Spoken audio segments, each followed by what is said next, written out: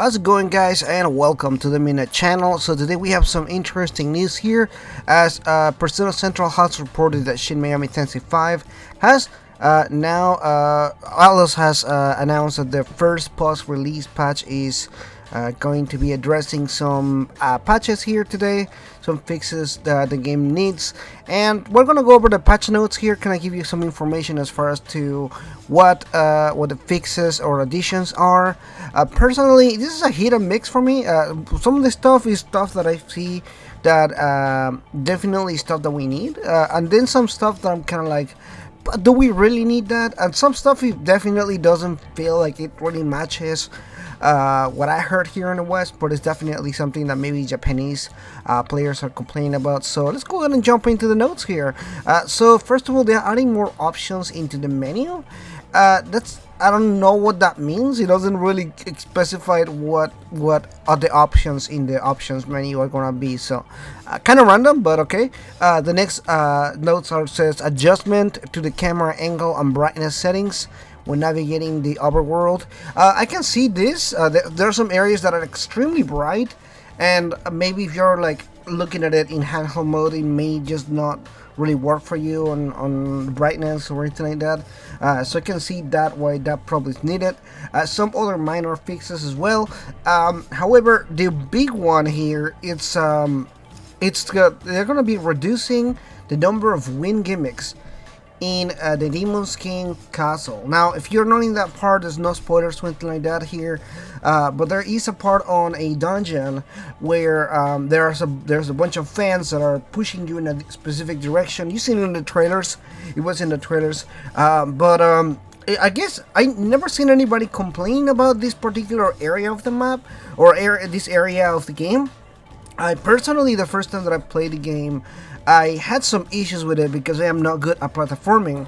However, the mechanics are not bad, and I got through it either way. Like I'm still bad at platforming, but I was still able to get past that part. So it's not impossible. It's not like it's a thing that I guess it can bother you a little bit, but I haven't really seen people complain about it here in the West or anything like that. And I was talking to some of my other friends about this, and it seems like Japanese players are actually complaining about this win gimmick in the castle. So interesting thing. I think that should not be a thing to fix. I think there are other issues in the game that could be fixed. Obviously, like some performance issues that they are fixing and everything is good. But I mean more like if you're going to take away or add things, maybe just kind of like there's some valid criticisms out there as far as like the story or like the character development. Like maybe if you want to add some more cutscenes or something like that. I don't know. I just feel like bending a knee over something like this for Japanese players because of some kind of gimmick in the game, I don't think that's like something that needs to be fixed. Not that it's a big deal either. Against maybe some people really need it, maybe some people are really getting stuck and not completing it or anything, and it can be very frustrating if you don't know what you're doing and you're stuck in a part or something like that. But that's part of gaming in general. I think we all get stuck in some parts in any game.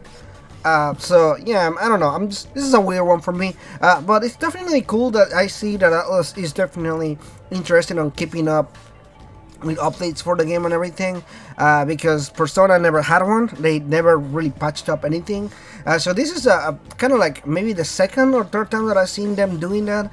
I think SMTV had a patch, and so did Persona 5 Strikers also had a patch. So it looks like at least they're now kind of really patching things as they go and everything like that.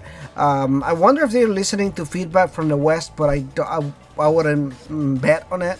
But it'll be interesting to see if they're willing to get some feedback from the West as well.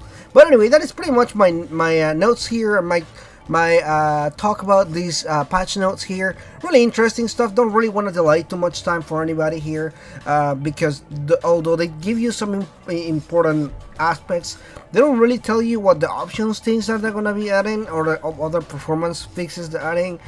So we don't really know some of what they're working on. So it's kind of hard to tell what they're trying to do here or not, but it's still very interesting, and I'm still very curious to see if they're gonna be adding more patches down the line, if like people complain about all the stuff, especially Japanese players or something like that.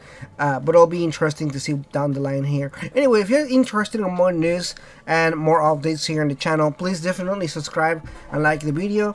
And that's pretty much it for today, guys. So see you guys in the next one. Bye bye.